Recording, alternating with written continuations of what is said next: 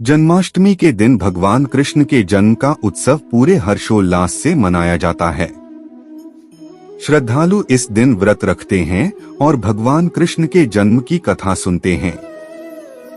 कृष्ण जन्माष्टमी के दिन कथा सुनने से कान्हा का आशीर्वाद प्राप्त होता है। इस साल 6 सितंबर को भगवान श्री कृष्ण का जन्मोत्सव मनाया जा रहा है। हर साल कृष्ण जन्माष्टमी का पर्व 2 दिन मनाया जाता है, इसलिए इस साल भी 6 सितंबर को गृहस्थ लोग और 7 सितंबर को वैष्णव लोग जन्माष्टमी मनाएंगे। पुराणों के मुताबिक भगवान श्री कृष्ण विष्णु जी के अवतार हैं।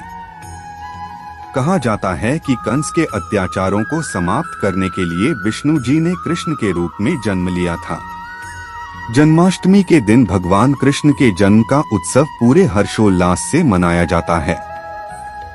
श्रद्धालु इस दिन व्रत रखते हैं और भगवान कृष्ण के जन्म की कथा सुनते हैं। कृष्ण जन्माष्टमी के दिन कथा सुनने से कान्हा का आशीर्वाद प्राप्त होता है।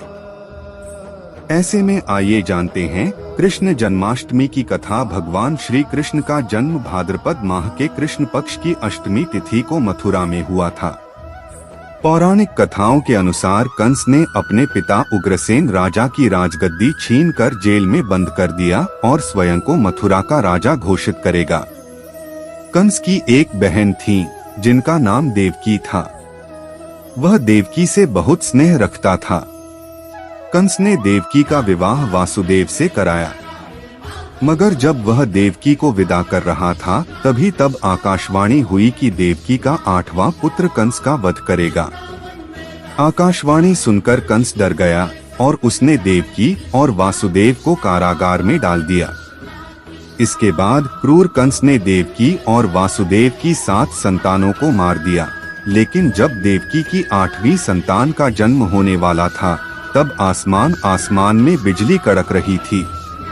मान्यता के मुताबिक मध्यरात्रि 12 बजे जेल के सारे ताले खुद ही टूट गए और वहां की निगरानी कर रहे सभी सैनिकों को गहरी नींद आ गई और वो सब सो गए। उस समय भगवान विष्णु प्रकट हुए और उन्हें वासुदेव देवकी को बताया कि वह देवकी के कोख से जन्म लेंगे।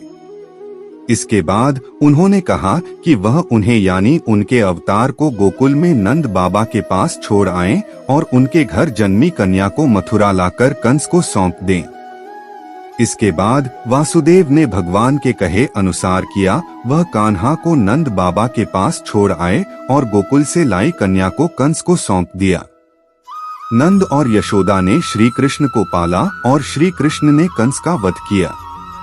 जन्माष्टमी के अवसर पर लोग श्री कृष्ण की पूजा करते हैं तथा धूमधाम से इस त्योहार को मनाते हैं।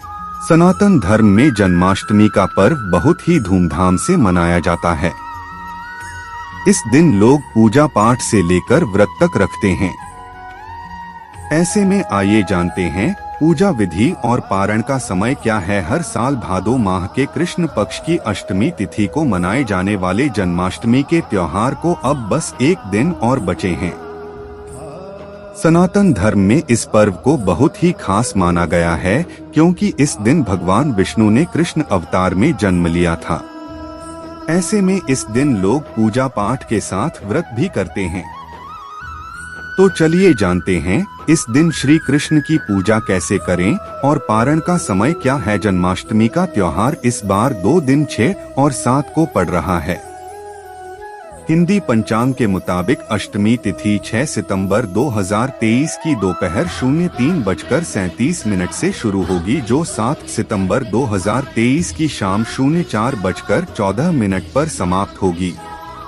कृष्ण जन्माष्टमी की पूजा मध्य रात्रि में की जाती है, इसलिए इस साल भगवान श्री कृष्ण का जन्मोत्सव 6 सितंबर 2023 बुधवार की रात को मनाना शुभ रहेगा। जन्माष्टमी वाले दिन सुबह जल्दी उठकर नहा धोकर साफ कपड़े पहनें और घर के मंदिर में दीप जलाएं और सभी देवी देवताओं की पूजा करें। इसके बाद लड्डू गोपाल का जलाभिषेक करें और भोग लगाएं और धूप दीप जलाएं। फिर रात में पूजा की तैयारी करें। दरअसल जन्माष्टमी पर रात में पूजा का विशेष महत्व होता है क्योंकि भगवान कृष्ण का जन्म मध्य रात्रि में हुआ था। रात की पूजा के लिए रात में पानी में काले तिल डालकर नहाएं। इसके बाद श्री कृष्ण के लिए झूला सजाएं और इसमें उनकी प्रतिमा को स्थापित करें। इसके बाद श्री कृष्ण को पंचामृत या गंगाजल से अभिषेक करें और फिर उनका श्रृंगार करें।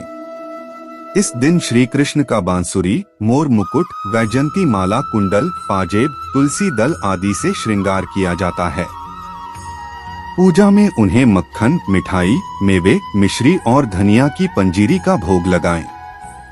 फिर आखिरी में श्री कृष्ण की आरती करें और भोग को प्रसाद के रूप में सभी में बांट दें। इस दिन पूजा पाठ के साथ ही व्रत का विधान भी है, लेकिन इस व्रत में रात में पूजा के बाद पारण किया जा सकता है।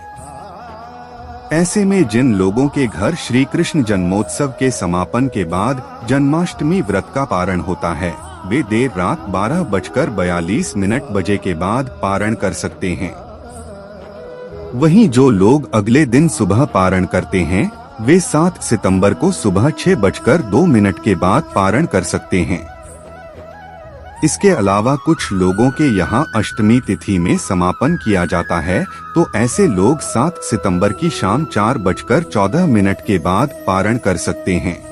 दोस्तों, अगर वीडियो पसंद आया हो तो वीडियो के लिए एक लाइक जरूर कर दे और चैनल पर नए हो तो चैनल को सब्सक्राइब जरूर कर दीजिए। वीडियो लास्ट तक देखने के लिए बहुत बहुत धन्यवाद।